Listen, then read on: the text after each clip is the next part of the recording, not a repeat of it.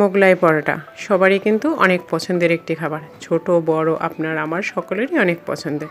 আর সেই মোগলাই পরোটা যদি হয় ঘরে তৈরি তাহলে তো কথাই নেই। সুপ্রিয় দর্শক, আসসালামু আলাইকুম। যে যেখানে বসে ভিডিও দেখছি সবাইকে আমার এই নতুন এপিসোড দেখার আমন্ত্রণ। আশা করি আলহামদুলিল্লাহ সবাই ভালো আছেন। দর্শক, আজকে আমি আপনাদেরকে তৈরি করে দেখাবো মিনি মোগলাই পরোটা রেসিপি। একদম ঘরে থাকা অল্প উপকরণ দিয়ে তৈরি। তো চলুন দেখে নিই কীভাবে তৈরি করা যায়। মোগলাই পরোটা তৈরি করার জন্য আমি প্রথমেই এখানে নিয়ে নিচ্ছি 1 কাপ ময়দা, চাইলে আপনারা আটাও নিতে পারেন। দিয়ে দিচ্ছি 1 চা চামচ চিনি, দিয়ে দিচ্ছি স্বাদ মতো লবণ, আরও দিয়ে দিচ্ছি এখানে 2 টেবিল চামচের মতো রান্নার রেগুলার তেল। এটা দিয়ে প্রথমে আমি একটি ময়ান তৈরি করে নিচ্ছি।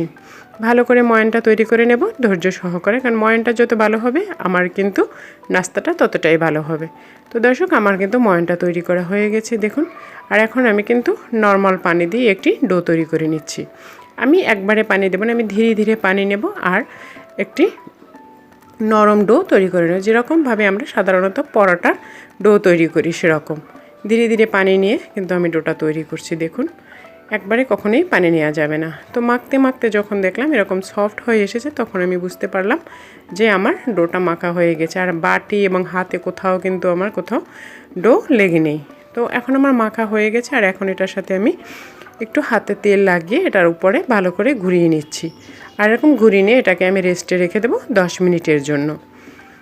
তো এটাকে আমি রেস্টে রেখে দিলাম। আর এরই ফাঁকে আমি এর ভিতরে পুরটা তৈরি করে নেব। পুরটা তৈরি করতে হবে তো অবশ্যই ডিম দিয়ে, মোগলাই মানেই তো ডিম। আর এখানে তাই আমি প্রথমে নিয়ে নিচ্ছি বড় সাইজে 2টি পেঁয়াজ কুচি, সাথে দিয়ে দিচ্ছি 2টি কাঁচামরিচ, ঝালটা আপনারা আপনাদের পছন্দ মতো দিয়ে দেবেন। দিচ্ছি এখানে স্বাদ মতো লবণ। তো লবণটা দেওয়ার পরে আমি পেঁয়াজটাকে একটু হাতে মেখে নরম করে নিচ্ছি, যাতে পেঁয়াজটা একটু নরম হয়। তো আমার এটা মাখা হয়ে গেছে। এখন আমি এর সাথে অ্যাড করে দিচ্ছি একটু হাফ টমেটো কুচি, একটি বড় সাইজের টমেটো দিয়ে দিচ্ছি, কিছু পেঁয়াজ পাতা কুচি দিয়ে দিচ্ছি, ধনে পাতা কুচি, আর দিয়ে দেবো এখানে 2টি ডিম। তো এখানে আমি মুরগির ডিমই ব্যবহার করছি, আপনারা চাইলে এখানে হাঁসের বা ব্রয়লারের যে কোনো ডিম ব্যবহার করতে পারেন। তো এখন আমি এটাকে চামচ দিয়ে ভালো করে ডোটাকে মেখে নিচ্ছি। তো দর্শক, আমার ডোটা কিন্তু মাখা কমপ্লিট হয়ে গেছে, দেখতে পাচ্ছেন। এরকম একটা সুন্দর একটা ডো তৈরি করে নিতে হবে। তো ডো কমপ্লিট। আর এখন আমি আবারও চলে যাচ্ছি আটার কাছে।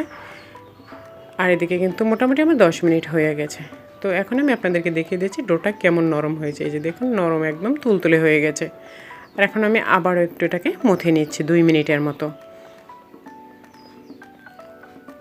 তো দর্শক, আমার ডোটা কিন্তু মাখা হয়ে গেছে, দেখুন কতটা সফট হয়েছে। আর এরকম ডো দিয়েই কিন্তু পারফেক্ট মোগলাই পরোটা তৈরি হয়ে যাবে। তো এটা থেকে এখন আমি লেচি কেটে নেব।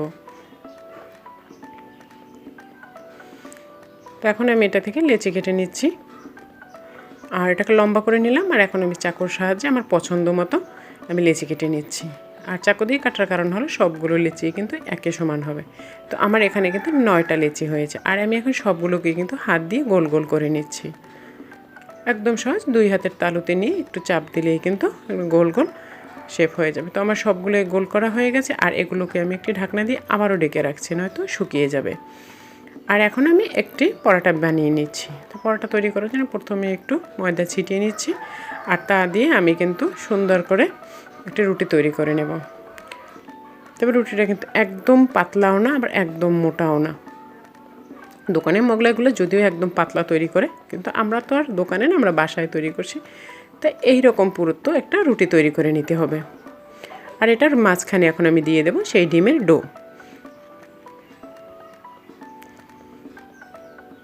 পরিমাণ মতো ডিমের ডো দিয়ে এটাকে আমি ভাজ করে নেব। তো দর্শক, আপনারা দেখতে পাচ্ছেন কিভাবে আমি তৈরি করছি।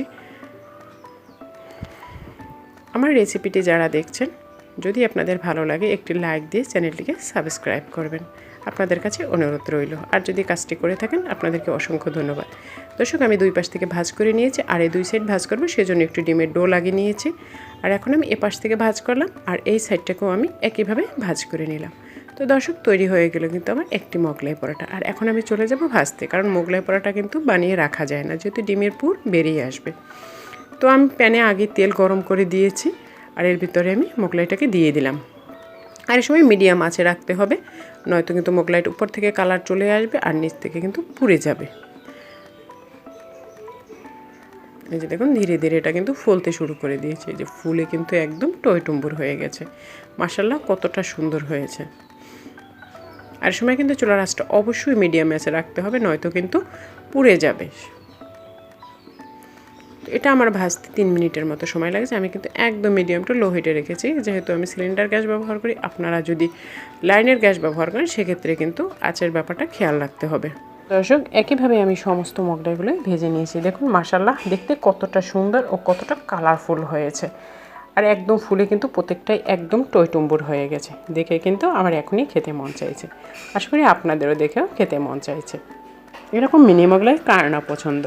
আর আমি আপনাদেরকে একটা কেটে দেখিয়ে দিচ্ছি ভেতরটা কতটা জুসি এবং কতটা কালারফুল হয়েছে।